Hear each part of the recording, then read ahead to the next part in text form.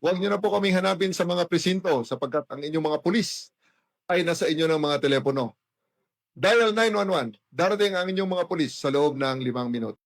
Lilingkod sa bawat Pilipino at magbibigay ng tamang impormasyon para sa tahimik at maayos na Pilipinas. Police News Network, alagad ng batas, tagapagtaguyod ng balitang pulis, sandigan ng mamamayan, patnubay ng katotohanan.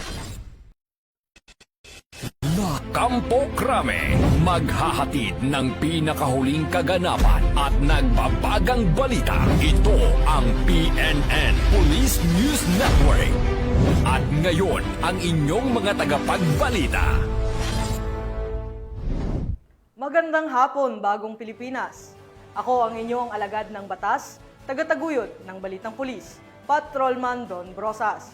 Maghahatid sa inyo ng tamang balita, kwento ng pulis at serbisyo para sa mamamayan, at ito ang PNP News Online. Ang pangunahing balita ng Police News Network. Alagad ng batas, tagataguyod ng Balitang Pulis.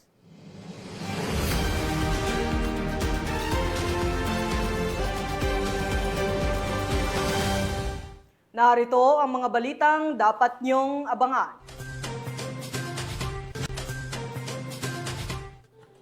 Dalawang sospek sa kasong pagpatay, arestado ng Northern Police District. Lalaking karnaper, nasa kote ng Pulis Pasig sa tulong ng Dial 911.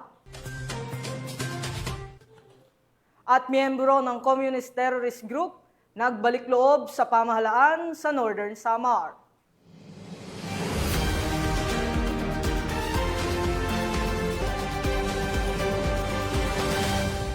Narito ang mga balitang hatid ng ating PNN correspondents mula sa iba't ibang panig ng bansa.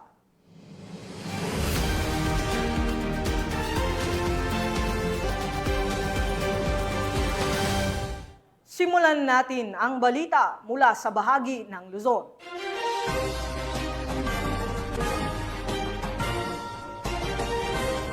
Naaresto ng mga tauhan ng Pasig City Police ang isang lalaking sangkot sa kaso ng karnaping matapos ang maagap at mabilis na aksyon ng kapulisan. Ang balita mula kay Patrolman Reynan Jade Gravera. Nito lamang 13 ng Agosto, taong kasalukuyan, bandang 12:00 ng tanghali, ay naaresto ang isang karnaper na nagnakaw sa motorsiklo ng isang babaeng biktima sa Barangay Bangbang, Pasig City. Ayon sa investigasyon, dakong 4:45 ng madaling araw ng August 11, 2025 sa Barangay Pineda, Pasig City ay tinangay ng sospek ang motorsiklo ng biktima na iniwang nakapark sa harapan ng kanilang tindahan. Pumunta ang biktima sa barangay hall upang panoorin ang CCTV nang sa gayon ay makakuha ng impormasyon ukol sa ninakaw niyang motor. Nakita sa CCTV na minamaneho ng sospek ang sasakyan palayo sa pinangyarihan ng insidente.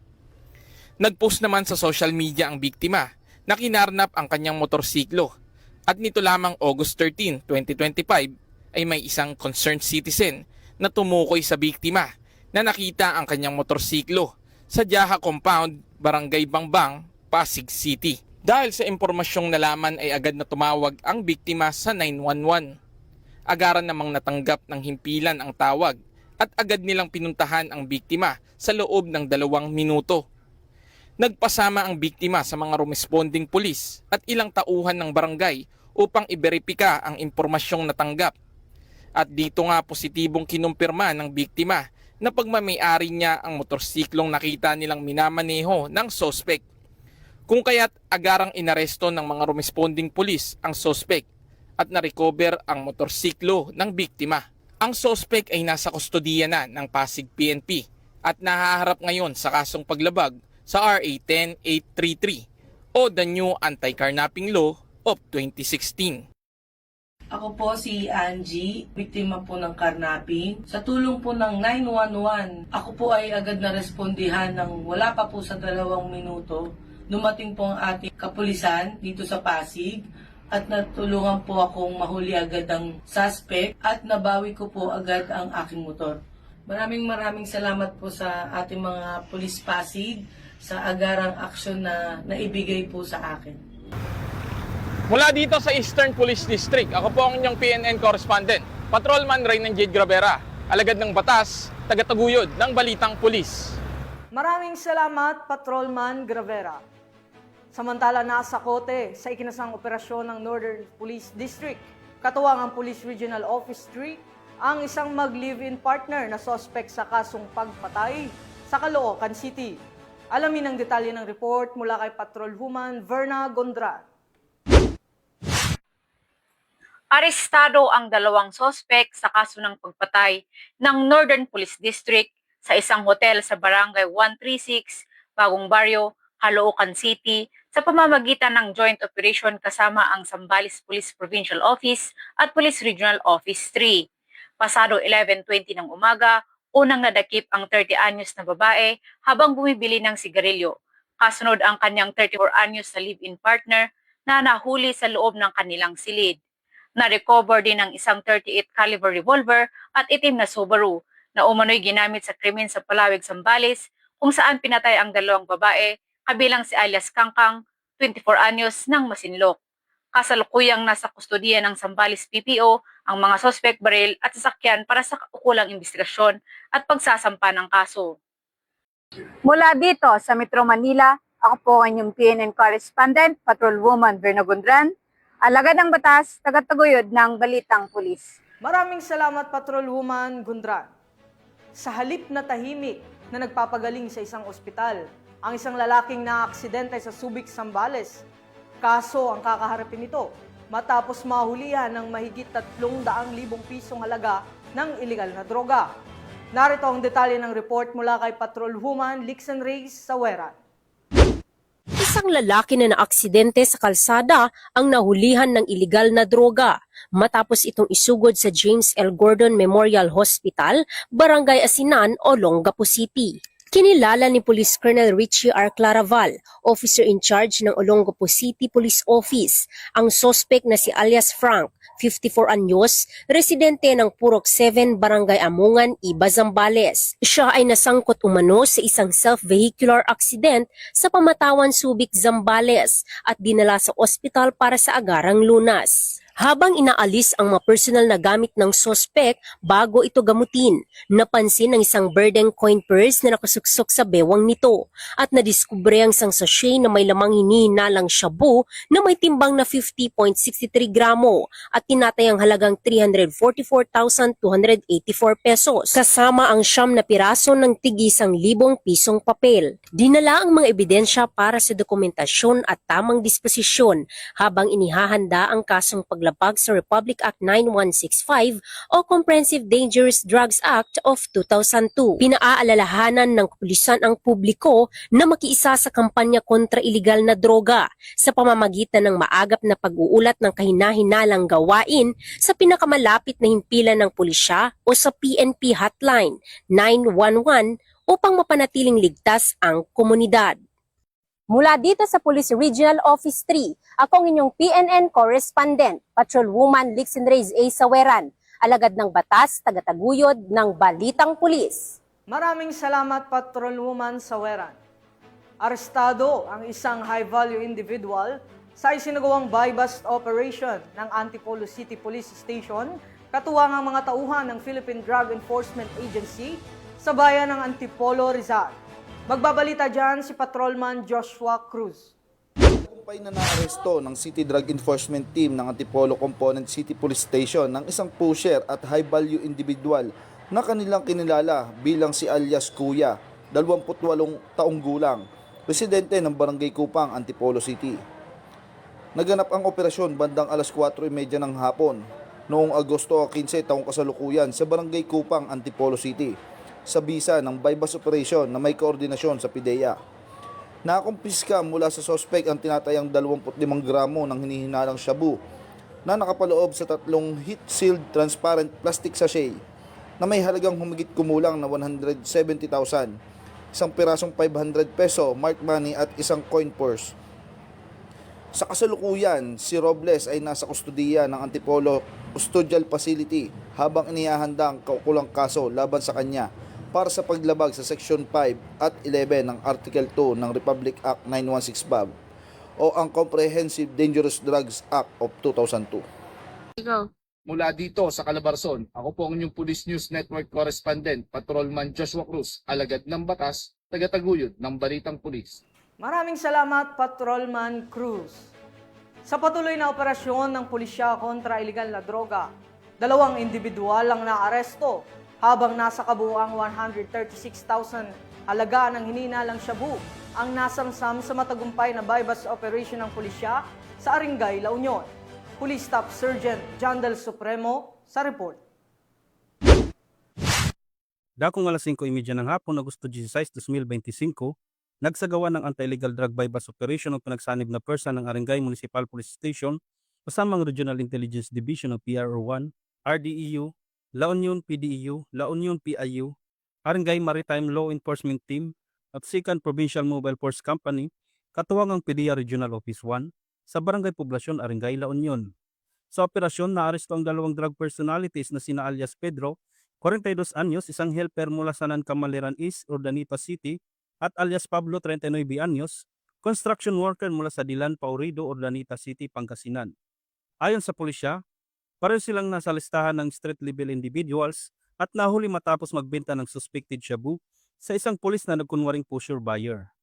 Nakumpiska mula sa kanila ang 4 na medium plastic sachets na naglalaman ng hinihinalang shabu na may estimated weight na 20 grams at market value na aabot sa 136,000 pesos.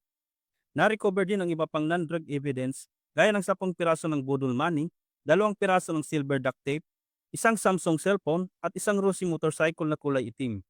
Isinagawa ang inventory at markings ng may ebidensya sa mismong lugar ng operasyon sa harap ng mga suspect at mandatory witnesses.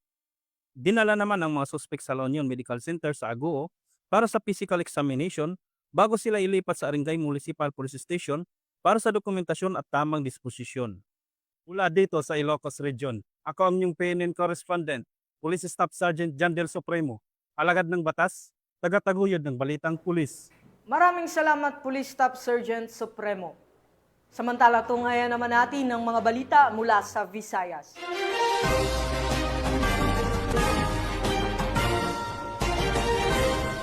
Sa bisa ng inilabas na warrant of arrest, tuluyan ang nahulog sa kamay ng batas ang top 7 most wanted person ng Central Visayas matapos itong maaresto ng mga operatiba ng Balamban Municipal Police Station dahil sa kaso nitong 2 counts of sexual assault.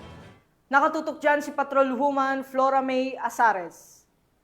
Kulungan ang pagsak ng top 7 most wanted person ng Central Visayas na may kasong 2 counts ng sexual assault matapos maaresto ng Balamban PNP sa Barangay Buanoy, Balamban, Cebu noong ika-16 ng Agosto ng taong kasalukuyan. Kinilala ni Police Lieutenant Colonel Ruel L. Burlat, Acting Chief of Police ng Balamban Municipal Police Station, Cebu Police Provincial Office, ang sospek na si Cristopel, 42 anyos, na residente ng Buhing Tubig, Barangay Buanoy, Balamban, Cebu. Batay sa ulat ng mga otoridad, bandang 9:30 ng gabi, nang maaresto ng kapulisan ang sospek sa bisa ng warrant of arrest para sa kasong 2 counts ng sexual assault kaugnay sa Section 5 ng RA 7610 o Special Protection of Children Against Child Abuse, Exploitation and Discrimination Act na inisyo ni Honorable Jodeline Hugo Tapia Menchavez, Presiding Judge ng RTC 7th Judicial Region Branch 8 Toledo City, Cebu, na may rekomendadong piyansa na 200,000 pesos. Samantala, kasalukuyang nasa kustodiya ng Balamban MPS ang sospek para sa dokumentasyon at tamang disposisyon. Hinihimok po namin ang publiko sa Rion City o sa buong Pilipinas na maging mapagmatyag at iulat ang anumang impormasyon na maaring humantong sa pagkahuli ng mga wanted na individual. Binibigyan diin ng pulisya ang kahalagahan ng pagtutulungan ng komunidad sa pagpapanatili ng kapayapaan at kaayusan. Hinihikayat ang mga mamamayan na magbigay ng mga tip o impormasyon ng mga taong may natitirang warrant o mga sangkot sa mga aktibidad na kriminal. Ang mga ulat ay maaaring gawin sa mga lokal na estasyon ng pulisya o sa pamamagitan ng hotline ng PNP, dial 911, press 1, para sa police assistance o sa pamamagitan din ng Balamban Municipal Police Station hotline number 0998-598-6365.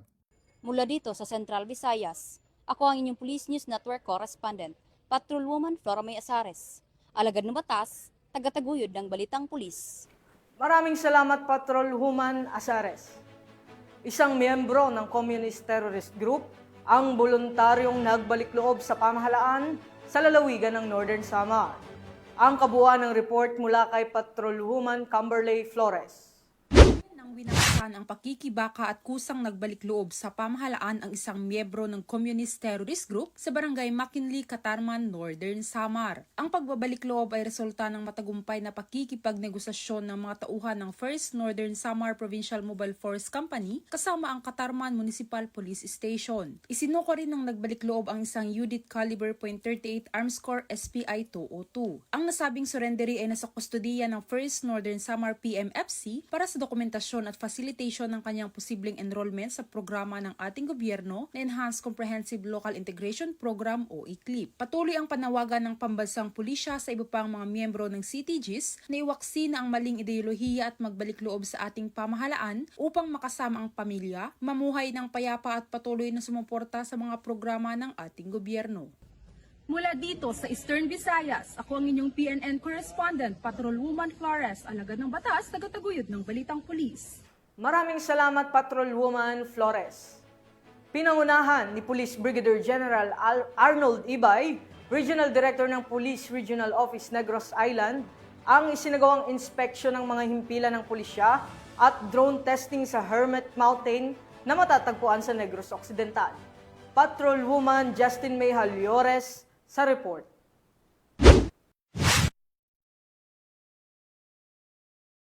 Isinagawa ni Police Brigadier General Arnold Thomas C. Ibay, Regional Director ng Police Regional Office Negros Island Region, ang masusing inspeksyon sa mga himpilan ng pulisya sa Bagos City, Negros Occidental at sa bayan ng Isabela nito lamang 15 ng Agosto taong kasalukuyan. Layunin ng nasabing aktibidad na matiyak ang kahandaan, kalinisan at maayos na operasyon ng mga istasyon ng pulisya upang higit pang mapahusay ang kanilang serbisyo publiko. Bukod sa regular na inspeksyon, tampok din ang pagsubok ng mga makabagong high-tech drone na ginamit sa Hermit Mountain, Barangay Biao, bayan ng Binalbagan, Negros Occidental. Sa pamamagitan ng drone testing at signal verification, ipinakita ang kahandaan at makabagong teknolohiya sa pagbabantay at pagtugon sa mga pangangailangan sa seguridad, lalo na sa malalayong lugar. Binigyang diin ni Police Brigadier General Ibay na ang pagsasama ng modernong kagamitan at pagpapanatili ng disiplina ng bawat pulis ay mahalagang hakbang tungo sa mas mabilis at epesyenteng serbisyo ng ating kapulisan. Aniya, ang mga inisyatibong ito ay hindi lamang nakatuon sa pagpapatupad ng batas, kundi pati na rin sa mas mabilis na pagtugon sa pangangailangan ng mamamayan. Mula rito sa Western Visayas, ako ang inyong PNN correspondent, Patrolwoman Justin May Haliores. Alagad ng batas, tagataguyod ng balitang pulis. Maraming salamat, Patrolwoman Haliores. At narito naman ang mga balita mula sa bahagi ng Mindanao.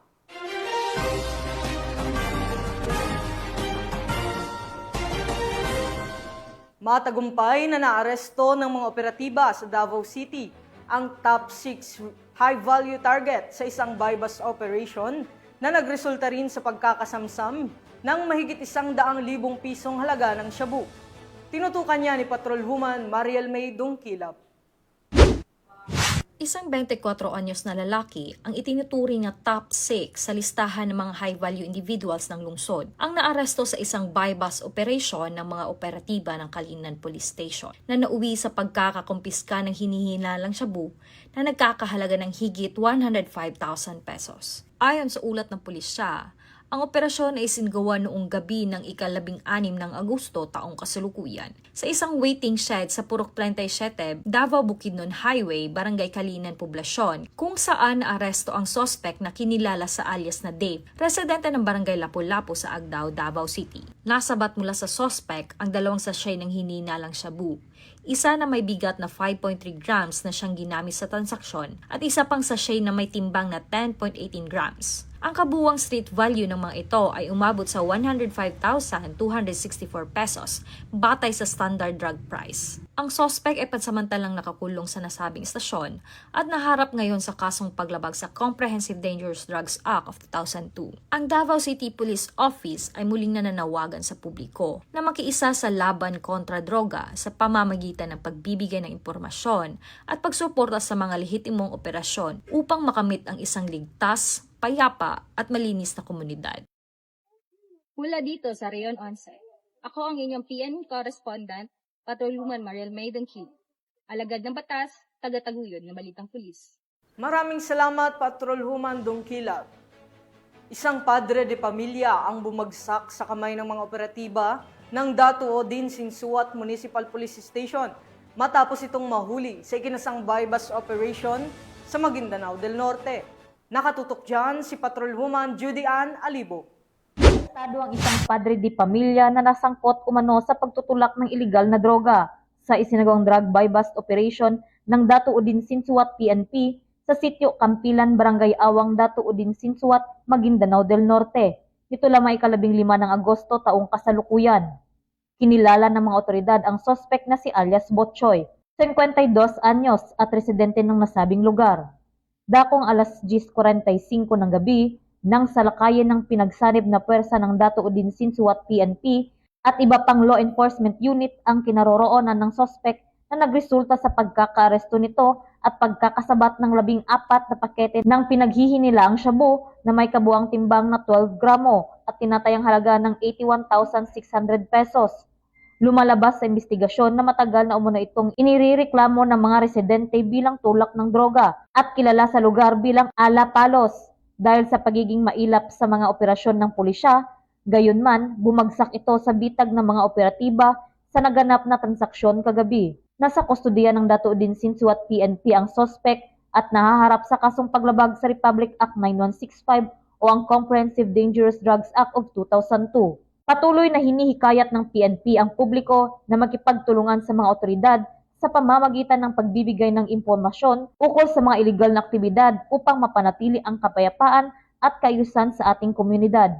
Mula rito sa riyon ng Bangsamoro, ako ang inyong PNN correspondent, Patrolwoman Judy Ann Alibo, alagad ng batas, taga-taguyod ng balitang pulis. Maraming salamat, Patrolwoman Alibo. Arestado ang isang high-value individual sa isinagawang buy-bust operation na nagresulta rin sa pagkakasamsam ng humigit kumulang 500,000 pisong halaga ng hininalang shabu sa Valencia City, Bukidnon. Nakibalita dyan si Patrolwoman Saravem Batomalaki. Arestado ang high-value individuals sa ikinasang buy-bust operation ng mga operatiba ng Valencia City PNP sa Barangay Lumbo, Valencia City, Bukidnon. Kinilala ni Police Lieutenant Colonel Brian Impanganiban, OIC ng Valencia City Police Station, ang suspect na si alias Junray, lalaki, 34 taong gulang, walang trabaho, kinilalang high-value individual residente ng Wau, Lanao del Sur.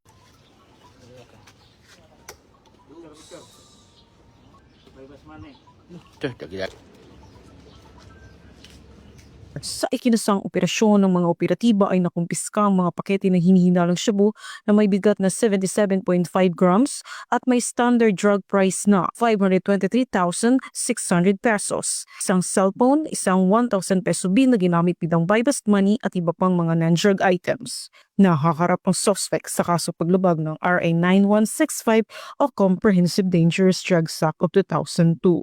Mula dito sa Camp Capistrano, Busa, Cagayan de Oro City, ako ang iyong PNN correspondent, Patrolwoman Saravem Batomalaki, alagad ng batas, taga-taguyod ng balitang pulis. Maraming salamat, Patrolwoman Batomalaki. At yan ang mga balitang nakalap ng ating PNN correspondents mula Luzon, Visayas at Mindanao. Sa ngalan ng pamunuan ng Philippine National Police, sa pangunguna ni PNP Chief Police General Nicolas Torre III, at sa pamumuno ni President Ferdinand Bongbong Marcos Jr., kami ay maglilingkod sa bawat Pilipino at magbibigay ng tama at balanseng balita. At sa mga mahal naming kababayan, huwag na kayong maghanap ng pulis sa mga presinto sapagkat kami po ay nasa inyo ng mga telepono. Tumawag sa 911, darating kami sa loob ng 5 minuto. Mula rito sa tanggapan ng tagapag-ugnay ng Pambansang Pulisya, ako ang inyong alagad ng batas, tagataguyod ng Balitang Pulis, Patrolman Don Brosas. Maghahatid ng tamang balita, kwento ng pulis at serbisyo para sa mamamayan. At ito ang PNP News Online, ang pangunahing balita ng Police News Network.